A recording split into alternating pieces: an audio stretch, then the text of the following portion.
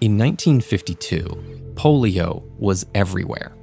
For years, this virus killed or paralyzed roughly 500,000 people annually, leaving survivors reliant on crutches, wheelchairs, and respirators. Yet just 10 years later, paralytic polio cases in the US dropped by 96%. Soon, similar trends spread worldwide, and it looked like we were on track to eradicate polio for good. But in the 21st century, the virus started striking back. So, what's the source of these recent spikes, and how can researchers fighting polio finally get rid of this deadly disease? To answer these questions, we first need to understand the true danger of polio. Most infected individuals only present mild flu symptoms or no symptoms at all, with paralysis occurring in less than 1% of cases. Which is why the real danger of polio is how infectious it is. Historically, there have been 3 strains of poliovirus, all of which typically enter our mouths from airborne droplets or contact with infected fecal matter. This means polio runs rampant in communities with poor sanitation. And once infected, individuals remain contagious for 3 to 6 weeks, spreading a silent outbreak with few trackable symptoms. This is what made polio unstoppable until US physician Jonas Salk found a solution in the early 1950s. He created an inactivated version of the virus that, when injected, prevented all 3 strains from causing paralysis. However, this inactivated poliovirus vaccine, or IPV, didn't stop poliovirus from living in our bodies and spreading to others. Fortunately, Polish-American microbiologist Albert Sabin was creating the oral polio vaccine, or OPV, at the same time. This even cheaper and easier to administer treatment contained weakened variants of each poliovirus strain, known as attenuated viruses. And once ingested, these prevented polio from settling in the body altogether. Over the next several decades, IPV and OPV eliminated polio in country after country. But near the turn of the century, this arms race between medical ingenuity and viral evolution took a turn. Scientists discovered variant strains of polio, each almost identical to one of the 3 existing strains.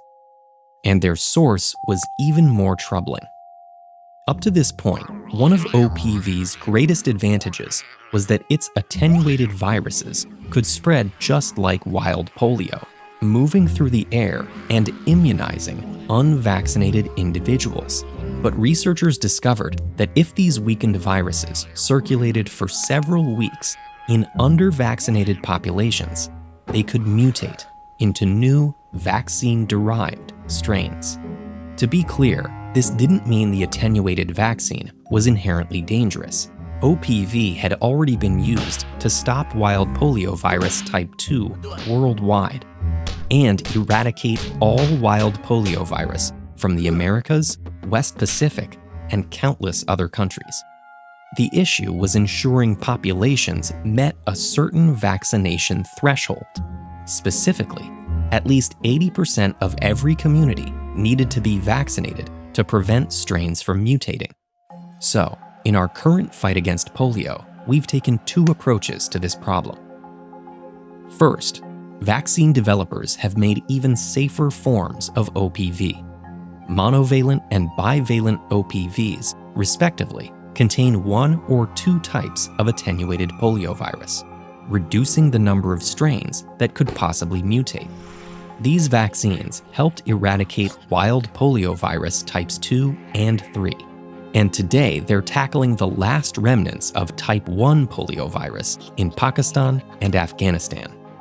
Vaccine researchers also developed OPVs targeting vaccine-derived polio. Currently, most polio cases are caused by vaccine-derived poliovirus type 2 outbreaks in Africa and the Middle East.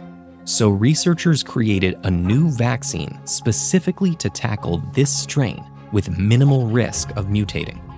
Second, medical workers on the front lines are using cutting-edge technology to ensure every population meets that 80% threshold. Digital tools like geospatial imaging and analysis help them locate and immunize remote communities. Extensive monitoring systems ensure they don't miss a single child. And waste surveillance systems employed across the globe can alert us to potential outbreaks. Today, the fight against polio is at a critical moment. We're primed to eradicate wild polio virus in the near future. And with our new vaccines, eradicating vaccine-derived strains might not be much further off. But doctors still struggle to reach areas experiencing military conflict and civil unrest. And without keeping vaccination rates high, polio's silent outbreaks could easily surge.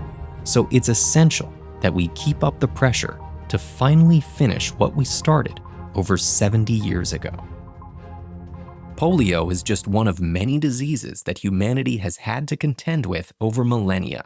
So which disease has been the deadliest? Find out with this video. Or dig into the possibility of one vaccine that could protect you against all viruses with this one.